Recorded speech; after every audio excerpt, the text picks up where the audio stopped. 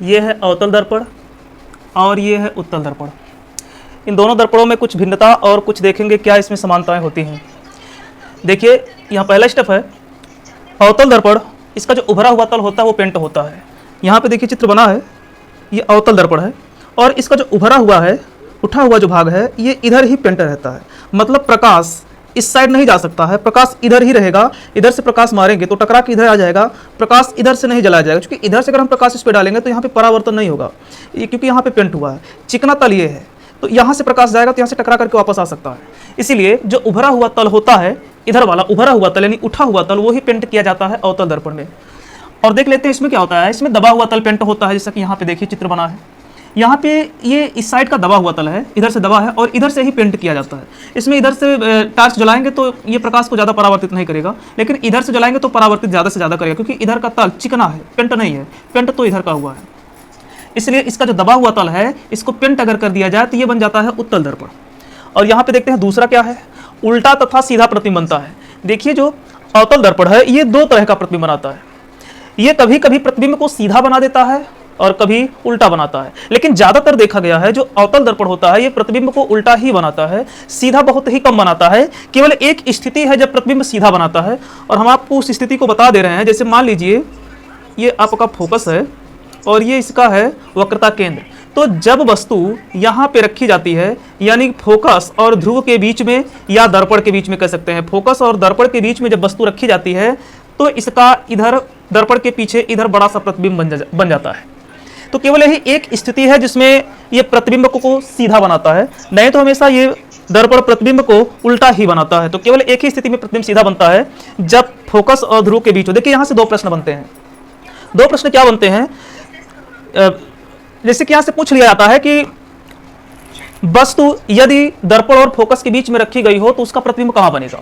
तो बताना है कि दर्पण के पीछे बनेगा। देखिए दर्पण का पीछे का मतलब क्या है, जो साइड ये पेंटिंग हुआ है इसको पीछे कहते हैं और जो साइड पेंट नहीं हुआ है इधर वाला इसको आगे कहते हैं। तो अगर फोकस और ध्रुव के बीच में वस्तु है तो उसका प्रतिबिंब दर्पण के पीछे बनेगा और सीधा बनेगा। या फिर ऐसा भी लोग पूछ लेते हैं कि यदि वस्तु का प्रतिबिंब सीधा बना हुआ है तो अवतल दर्पण में अगर वस्तु का प्रतिबिंब सीधा बना हुआ है तो उस अवस्था में वस्तु कहाँ रखी गई है, यानी वस्तु को कहाँ रखा गया है जिससे इसका प्रतिबिंब सीधा बना है। तो सीधी सी बात है, जब भी अवतल दर्पण में सीधा प्रतिबिंब बनेगा तो एक ही स्थिति है बनने का, जब दर्पण और फोकस के बीच में वस्तु को रखा जाएगा। तो यहाँ से दर्पण और फोकस के बीच में जब वस्तु रखी जाएगी तब जाकर के सीधा प्रतिबिंब बनेगा। एक ऐसा प्रश्न कर देते हैं और एक तरह से भी प्रश्न करते हैं कि यदि वस्तु फोकस और दर्पण के बीच रखा हो तो उसका प्रतिबिंब कहाँ बनेगा। तो वस्तु रखा गया है फोकस और दर्पण के बीच, तो इसका प्रतिबिंब दर्पण के पीछे बनेगा, आभासी बनेगा। तो ये एक स्थिति होता है जब अवतल दर्पण प्रतिबिंब को आभासी कर देता है। और बाकी सभी स्थितियों में वस्तु इधर कहीं भी रख देंगे, अगर फोकस से लेकर के इधर कहीं भी वस्तु रखेंगे तो उसका हमेशा उल्टा प्रतिबिंब ही बनेगा। तो इसलिए यह जो है उल्टा और सीधा दो तरह का प्रतिबिंब बनाता है। लेकिन अगर हम उत्तल दर्पण की बात करें तो उत्तल दर्पण केवल सीधा प्रतिबिंब ही बनाता है।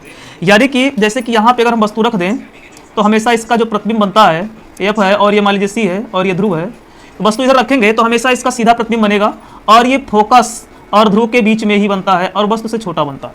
देखिए केवल सीधा प्रतिबिंब बनाता है। तो उत्तल दर्पण केवल और केवल सीधा प्रतिबिंब ही बनाता है, ये कभी उल्टा प्रतिबिंब नहीं बनाता। इस बात को ध्यान में रखेंगे। एक बार फिर से देखिए, अवतल दर्पण उल्टा सीधा दो तरह का प्रतिबिंब बनाता है, लेकिन उत्तल दर्पण केवल सीधा प्रतिबिंब ही बनाता है। फिर आगे देखते हैं वास्तविक तथा आभासी, यानी कि ये दर्पण अवतल दर्पण क्या करता है, ये दो तरह का प्रतिबिंब बनाता है, एक वास्तविक भी बना देता है और एक आभासी भी बना देता है। देखिए आभासी का क्या मतलब है कि वास्तव में प्रतिबिंब बनता नहीं है, लेकिन हम महसूस कर सकते हैं कि प्रतिबिंब बना हुआ है और उसको हम देख भी सकते हैं, लेकिन वास्तव में वो बनता नहीं है, इसीलिए उसको कहते हैं आभासी प्रतिबिंब। तो ये वास्तविक यानी कि वास्तव में जो प्रतिबिंब बने और आभासी यानी कि वास्तव में जो प्रतिबिंब ना बने, उसको कहते हैं आभासी प्रतिबिंब, यानी कि इसको काल्पनिक भी आप कह सकते हैं। तो उत्तल दर्पण वास्तविक भी प्रतिबिंब बनाता है और आभासी प्रतिबिंब भी बनाता है, दो तरह का। देखिए ये जो प्रतिबिंब बना है ये आभासी है, दर्पण के पीछे और सीधा। जब भी अवतल दर्पण में दर्पण के पीछे और सीधा प्रतिबिंब बनेगा तब भी वह प्रतिबिंब आभासी ही होगा। बाकी अन्य सभी स्थिति में यह वस्तु के प्रतिबिंब को वास्तविक ही बनाता है। जैसे कि वस्तु को अगर हम फोकस से इधर कहीं भी रख दें तो ये इसका प्रतिबिंब हमेशा वास्तविक ही बनाएगा, लेकिन जब फोकस और दर्पण के बीच में रख देते हैं, यानी कि फोकस से आगे चले जाएंगे उस साइड दर्पण की ओर, तो ये प्रतिबिंब को आभासी बना देता है। तो अवतल दर्पण दो तरह का प्रतिबिंब बनाता है, वास्तविक और आभासी। लेकिन अगर हम उत्तल दर्पण की बात करें तो यह केवल एक ही तरह का प्रतिबिंब बनाता है, इसमें ज्यादा झमेला नहीं होता है, ज्यादा झमेला तो इसी अवतल दर्पण में ही रहता है। तो ये जो उत्तल दर्पण है, ये उत्तल दर्पण केवल आभासी प्रतिबिंब ही बनाता है, यानी वस्तु आप इधर चाहे जहां रखिएगा, कहीं भी रखिए, तो ये हमेशा सीधा और आभासी प्रतिबिंब ही बनाएगा। जैसा कि यहाँ पे देखिए सीधा और आभासी प्रतिबिंब बना हुआ है, तो केवल ये आभासी बनाता है। अगला देखते हैं चौथा, बड़ा तथा छोटा। यानी कि जो अवतल दर्पण है ये दो तरह का प्रतिबिंब बनाता है, छोटा भी बना देता है, बड़ा भी बना देता है। इसकी तो कहानी ही अलग है, ये बड़ा भी बना देता है, छोटा भी बना देता है। यानी कि जैसे जैसे, देखिए पहले हम बड़े की बात कर लेते हैं, जैसे जैसे हम वस्तु को दर्पण के नजदीक लाएंगे, अवतल दर्पण की बात कर रहे हैं, अवतल दर्पण में जैसे जैसे हम वस्तु को दर्पण के नजदीक लाएंगे वैसे वैसे दर्पण का जो वस्तु का जो प्रतिबिंब होगा ये धीरे धीरे बड़ा बनेगा, धीरे धीरे बड़ा बनेगा। जैसे जैसे हम वस्तु को दर्पण के नजदीक लाएंगे, दर्पण के नजदीक लाएंगे तो वस्तु का प्रतिबिंब धीरे धीरे बड़ा बनेगा, लेकिन प्रतिबिंब इस दर्पण से दूर भागेगा। यही होता है अवतल दर्पण में। अगर हम वस्तु को दर्पण की ओर लाते हैं तो इसका जो प्रतिबिंब होता है वो दर्पण से दूर भागता है, और जब प्रतिबिंब दर्पण से दूर भागेगा तो वह प्रतिबिंब बड़ा बनता हुआ दिखाई देता है, यानी हमेशा बड़ा बनता है। जब भी दर्पण से दूर प्रतिबिंब भागेगा तो उसका प्रतिबिंब बड़ा बनेगा। और जब हम यहां पे देखिए छोटा कब बनता है, तो ये छोटा तब बनता है जब वस्तु अनंत पे रखी जाती है। जब वस्तु अनंत पे रखी जाती है, यानी कि बहुत दूर, इससे बहुत दूर यहां कहीं रखी जाए तो अनंत पे रखी हुई वस्तु का प्रतिबिंब फोकस पे बनता है और बिल्कुल छोटा सा बिंदु आकार का प्रतिबिंब बनता है। तो ये क्या करता है, छोटा प्रतिबिंब भी बनाता है, बड़ा प्रतिबिंब भी बनाता है। देखिए जब भी छोटा प्रतिबिंब बनेगा, यानी कि एकदम से छोटा जब बनेगा तो वो फोकस पर ही बनेगा, और धीरे धीरे इधर आता है तो बड़ा बनता रहता है। तो ये दो तरह का प्रतिबिंब बनाता है, बड़ा और छोटा। लेकिन उत्तल दर्पण ऐसा कुछ नहीं करता, ये केवल छोटा प्रतिबिंब ही बनाता है। आप वस्तु को कहीं भी रख दीजिए, इधर वस्तु को कहीं भी रखिए, इससे कोई फर्क नहीं पड़ता है उत्तल दर्पण को। ये उत्तल दर्पण प्रतिबिंब को हमेशा फोकस और ध्रुव के बीच में ही बनाएगा, और हमेशा वस्तु से छोटा ही प्रतिबिंब बनेगा, कभी बड़ा नहीं बनता। एक स्थिति और इसका होता है, अगर वस्तु को यहाँ पे अनंत पे हम रख देते हैं तो उसका प्रतिबिंब फोकस पे बन जाता है। बस ये केवल एक स्थिति और है कि अनंत पे रखा वस्तु का प्रतिबिंब फोकस पे बनेगा, अनंत को छोड़ करके अनंत या दर्पण के बीच में कहीं भी रख देंगे तो इसका प्रतिबिंब फोकस और ध्रुव के ही बीच में रहेगा, और हमेशा वस्तु से छोटा प्रतिबिंब ही बनेगा, कभी बड़ा नहीं बनता। अगला देखते हैं पचवां दर्पण के आगे तथा पीछे। यानी कि ये दर्पण क्या करता है, ये प्रतिबिंब को आगे की ओर भी बना देता है, पीछे की ओर भी बना देता है। अवतल दर्पण जैसा कि देखिए इधर से जिधर पेंटिंग हुआ है, पेंटिंग इधर हुआ, इसको पीछे कहते हैं, इधर पेंट हुआ है पीछे कहते हैं।